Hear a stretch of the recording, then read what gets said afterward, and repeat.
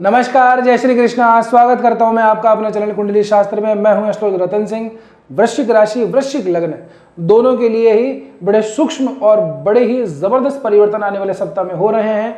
ये ऐसे सूक्ष्म परिवर्तन है जहां पे हर किसी की दृष्टि जाती नहीं है।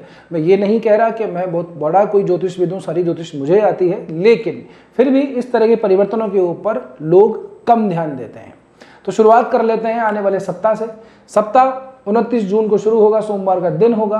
भिड़ते ही क्या होगा आप लोगों के लिए 29 जून को, एक तो जो बुध हैं आप लोगों के लिए 8वें और 11वें भाव के स्वामी बनते हैं, लाभेश हैं और अष्टमेश हैं बुध।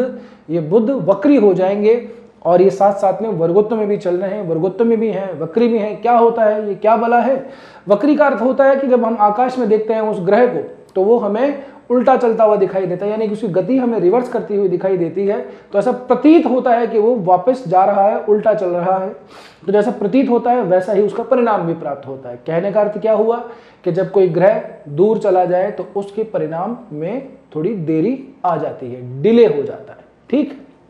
दूसरा, वर्गोत्तमी हो रहा है, तो जब कोई ग्रह वर्गोत्तमी हो जाता है नवमांश में या फिर उच्च का हो जाए नवमांश में, तो अपने उच्चता के बराबर के फल वो देता है। तो नवमांश के अंदर बुध को देखेंगे तो ये कर्क राशि में मिलेंगे, तो हम कहेंगे इसको कि ये ग्रह वर्गोत्तमी हो गया। अब देखिए, भाग्य भाव में है, उच्च के बराबर का फल देगा और ये आप लोगों के लिए लाभ उत्पन्न कर रहा है। बस वक्री होने की वजह से थोड़ा विलंब बुद्ध से संबंधित आपका हो सकता है। अब इसका आपके ऊपर डायरेक्टली क्या इंपैक्ट पड़ेगा, देखिए इस समय में क्या होता है।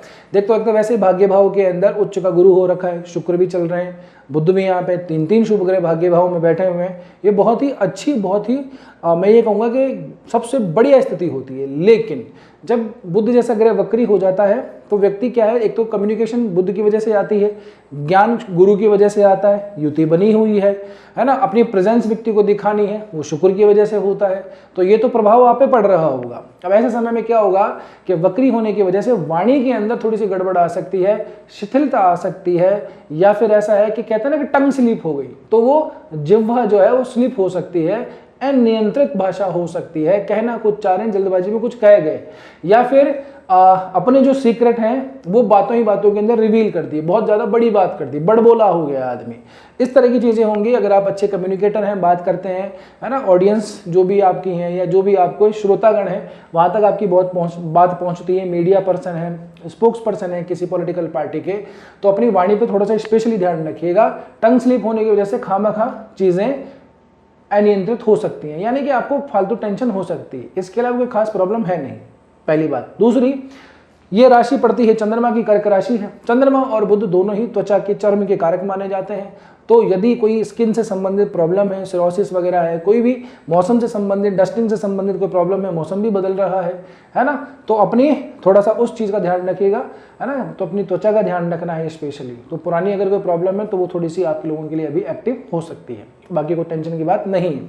आगे बढ़ते हैं। तारीख आएगी 1 जुलाई की। 1 जुलाई को जो शुक्र महाराज है वो आश्लेषा नक्षत्र के चौथे चरण में जाएंगे।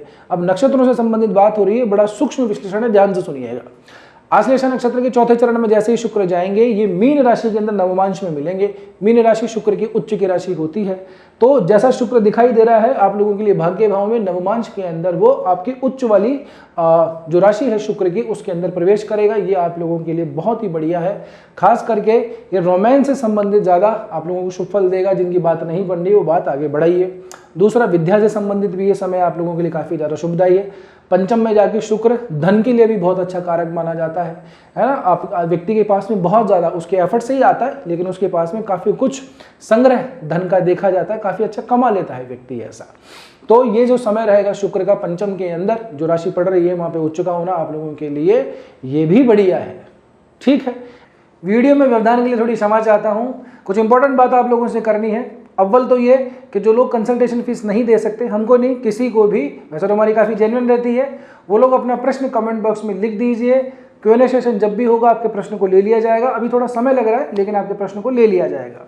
दूसरी बात यह है कि जब भी आप कोई भी वीडियो देखिए, राशि फल का, लग्न फल का, मेरा ही नहीं किसी का भी देखिए, तब आपको कुछ काम करना चाहिए। सबसे पहले तो आप अपनी पत्रिका उठाइए, उसके बाद में ग्रहों की स्थितियाँ देखिए और फिर उसके बाद में अभी देखिए किस ग्रह की दशा अंतरदशा प्रत्यंतरदशा चल रही है, उनसे संबंधित ग्रह गोचर को फॉलो कीजिए, ज़्यादा सटीक परिणाम प्राप्त होंगे। तीसरी बात, जो भी सामान्य रूप से उपाय बताए जाते हैं वो एक सामान्य प्रवृत्ति के उपाय हैं।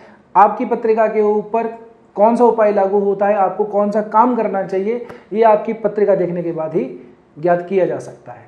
बस इतना ही, आगे आप वीडियो एंजॉय कर सकते हैं। ये स्थिति कब से कब तक रहेगी? 1 जुलाई से 4 जुलाई के बीच में। 4 दिन विशेषतः शुक्र के लिए आप लोगों के लिए अच्छे ही रहने वाले हैं। आगे बढ़ेंगे, अब देखिए अब आनंद आने वाला है। आगे बढ़ते हैं, 2 जुलाई आएगी। 2 जुलाई को शनि रेवती नक्षत्र के द्वितीय चरण में प्रवेश करेंगे।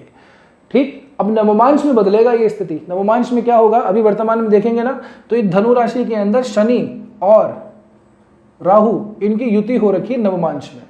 ठीक है ना, जैसे ही रेवती नक्षत्र के दूसरे चरण में जाएंगे, यहां से शनि आगे ट्रांसफर हो जाएंगे मकर राशि के अंदर। अब जैसे ही मकर राशि के अंदर शनि जाएंगे तीसरे भाव के अंदर, तो आप लोगों के लिए ये मैं कहूँगा बढ़िया स्थिति है। कारण ये है क्योंकि आप लोग, शनि जैसा ग्रह जब तीसरे छठे भाव के अंदर चला जाता है तो शुभ फल देता है, अच्छे फल देता है, मेहनत को बढ़ाता है, पराक्रम को बढ़ाता है। आपने जो भी काम किया उसका रिजल्ट व्यक्ति को तुरंत मिलता है।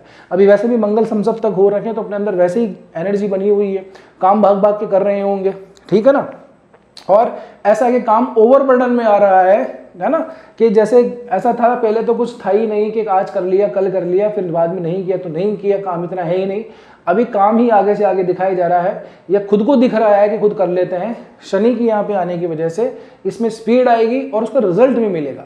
कारण यह है कि पराक्रम भाव में नवमांश के अंदर ऐसा ग्रह चला जाएगा स्वराशि का, साथ के अंदर 3 शुभ ग्रह भाग्य भाव में बैठे और दृष्टि भी यहाँ पे डाल रहे हैं। तो आपको कोई काम अटक रहा है ना, तो यहां से आप लोगों को जरूर से उसका फल मिल जाएगा। बुध के वक्री होने से डिले का प्रभाव रह सकता है, लेकिन वर्गोत्तमी होने से उसका भी परिणाम मिलेगा। तो कुल मिला के बात ये आती है कि आपके लिए ये शनि का जो नक्षत्र पद परिवर्तन है, ये भी आप लोगों के लिए अंततोगत्वा शुभ ही रहने वाला है। अब आगे थोड़ा सा बढ़ेंगे, तारीख लगेगी 4 जुलाई की। 4 जुलाई आएगी तो यहाँ पे ग्रह परिवर्तन होगा। ग्रह यानी कि इस पूरे सप्ताह के अंदर एक ही ग्रह अपनी राशि बदल रहा है, और वह है शुक्र। आप लोगों के लिए यहाँ पे है, कहाँ पे? भाग्य भाव के अंदर शुक्र आगे पहुंचेंगे दशम भाव के अंदर। अब मैं आपको कहूँ वृश्चिक राशि वालों, आपके लिए शुक्र का ये जो गोचर है विशेष फलदायी है। कारण ये है क्योंकि आपके करियर वाले भाव के अंदर केतु हैं और मोनोपोली चल रही है इनकी बड़े 4-5 महीनों से, है ना। तो यहाँ पे थोड़ी सी नीरसता की विशेष है जिन लोगों के लिए केतु का थोड़ा सा प्रभाव ज़्यादा है पत्रिका के अंदर, या दशांतर दशाओं में कहीं केतु चल पड़ा है तो ज़्यादा दिक्कत आ रही होगी। शुक्र के यहाँ पे आ जाने से आप लोगों के लिए करियर के अंदर नए और अच्छे वाले रास्ते खुलने वाले हैं। तो आप जॉब स्विच करना चाह रहे थे लेकिन मौका नहीं मिल रहा था, तो शुक्र आप लोगों को ये अवसर जरूर देंगे। और अगर लंबी डिस्टेंस का कोई काम आपको दिखाई दे रहा है कि हमें स्थान बदलना पड़ेगा, तो भी आप तैयार रहिएगा। यहाँ पे स्थान बदल के आप लोग आगे जा सकते हैं, यानी कि एक कंपनी से दूसरी कंपनी में ट्रांसफर हो सकता है। और जॉबलेस चल रहे हैं, कई लोगों की समस्या रहती है कि नौकरी नहीं मिल रही है, मन मुताबिक नहीं मिल रही है, कुछ लोगों को परिस्थिति के हिसाब से नहीं मिल रही है। तो शुक्र का एक गोचर, यदि आप लोगों की महादशा अंतरदशा में प्रत्यंतर दशा में कहीं पे भी शुक्र यदि चल पड़ा है, तो ये मान के चलिएगा आप लोगों के लिए ये जो शुक्र का प्रवास है ये शुभदायी रहने वाला है करियर के पॉइंट ऑफ व्यू से। ठीक है, अब आगे बढ़ते हैं, एक मंगल के लिए और बात कर लेते हैं। 4 जुलाई को ही मंगल क्या करेंगे, रोहिणी नक्षत्र के अंदर प्रवेश करेंगे।